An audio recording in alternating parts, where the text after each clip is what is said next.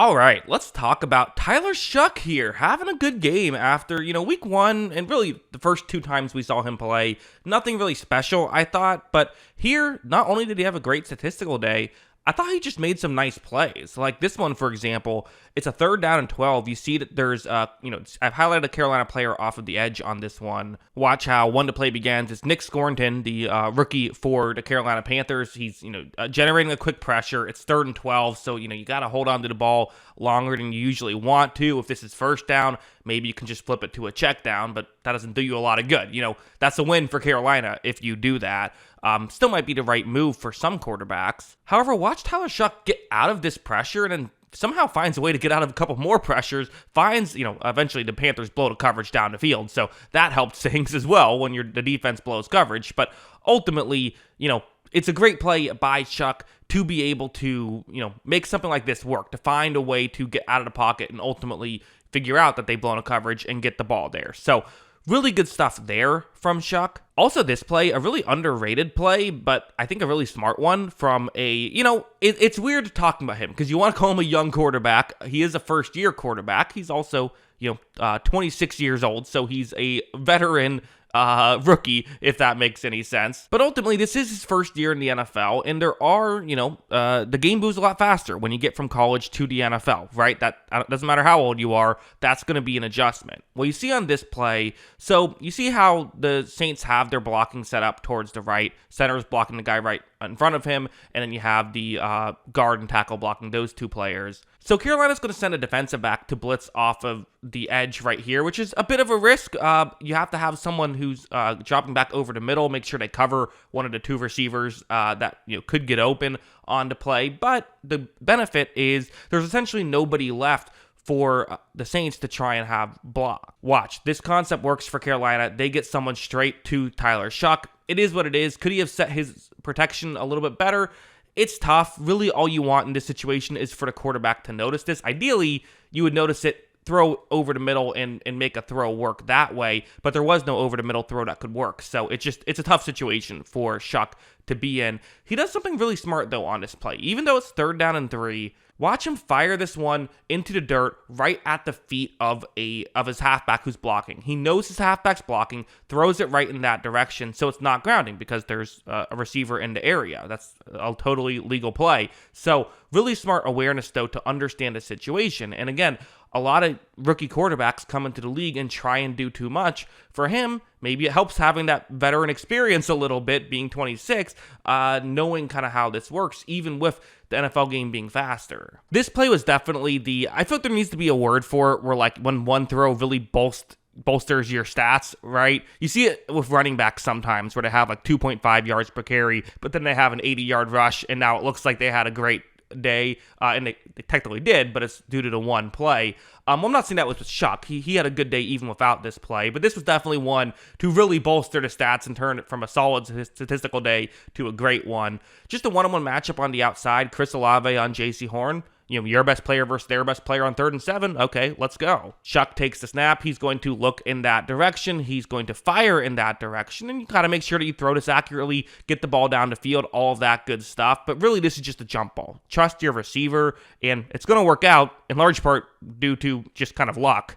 Watch as J.C. Horn goes down because of that, uncontested play. But also, it's a good throw. It's the right read. It's an accurate play.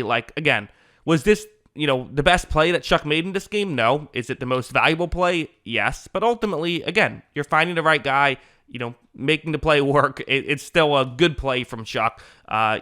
Sometimes you get lucky when you make the right play. Sometimes the football gods work in mysterious ways. But he also had just more traditional stuff like this. It's once again Chris Olave, who it's nice to see him healthy and playing this season. He had over 100 yards receiving in this one, so that's certainly very good. He could end up with 1,000 receiving on the season, which he's done a couple of times, but not in the past 2 seasons. But anyway, you see right here, one-on-one matchup. Shough is going to take the snap. He's going to look Chris Olave's way, as Olave actually kind of faked as though he was going towards the top of the screen, it looks like, then cuts back towards the bottom of the screen. But he is, relatively open. You're going to have to put this ball outside, but watch where the ball placement is. Look, well-thrown football. Maybe you'd like to lead him a little bit more towards the sideline on that play. In fact, I think you would. But still, on a 3rd and 4, this is what you want to do, is find the right guy to throw to more so than make the perfect throw. And that's exactly what Shuck did, and they're able to get the conversion right there. Now, heading over here, I know some people will say, like, okay, why are you freaking out about this performance? The guy put up 17 points against the Carolina Panthers. That's not that great, right? Well, keep in mind, they only had 7 possessions in this game if you take out the final possession where they ran a 14-play drive to kill the rest of the clock. So that ended up being a good drive, even if, it results in 0 points.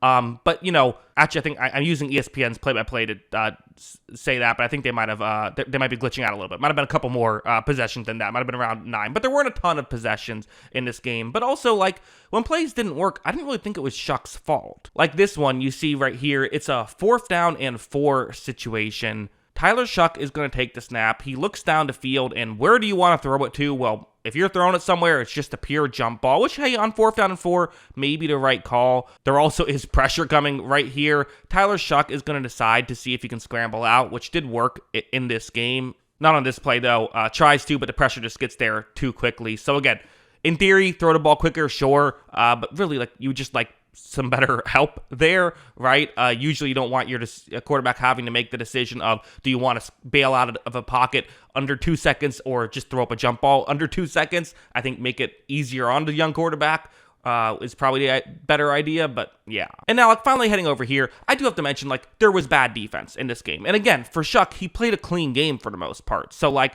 I'm not going to criticize him for being able to beat up on some bad defensive plays, because that's what you're supposed to do as a quarterback. But it's also still fair to bring these up when we're trying to talk about the context of the stats.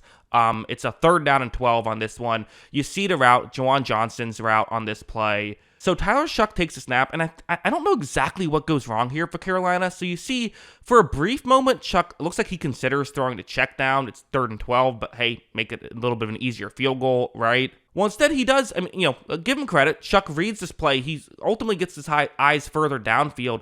And it looks like J.C. Horn was supposed to cover Johnson. I don't know why he's nowhere in position to do that on this play. Again, it's hard to see with the camera angle here whose fault that exactly was. But ultimately, Carolina completely blows the coverage on this one. On a 3rd and 12, on it's huge play. If they get the stop, it's still a 1-score game. Instead, Shuck makes them pay for it, which, hey, that's part of being a quarterback, right? Is finding your opponent's weaknesses and exploiting them, figure out how your opponent screwed up, and taking advantage. And Shuck certainly did that on this play, and he did that in this game. So he deserves credit. Again, are we willing to throw the championship parade for the New Orleans Saints at this point?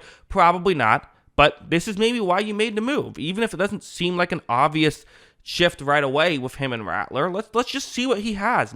Some guys are better in games than in practice, right? So you win this one. You played Atlanta and Miami. Those are 2 winnable games. Tampa Bay, who divisional matchup, we'll see. Carolina again. So a lot of divisional matchups coming up for Shuck, actually, weirdly enough. And even the Jets and Titans are on the list before you play the Falcons again. So it's not like it's a murderer's row that you have to go up against. So we'll see what he does down the stretch, but it should be interesting. Obviously, you're not like looking at like the playoffs or anything because you have 8 losses already, but maybe, just seeing what he can do, right? That's what I'm interested in. So those are my thoughts. What are yours? Let me know in the comments below. Always love hearing from y'all. And of course, as always, thanks for watching.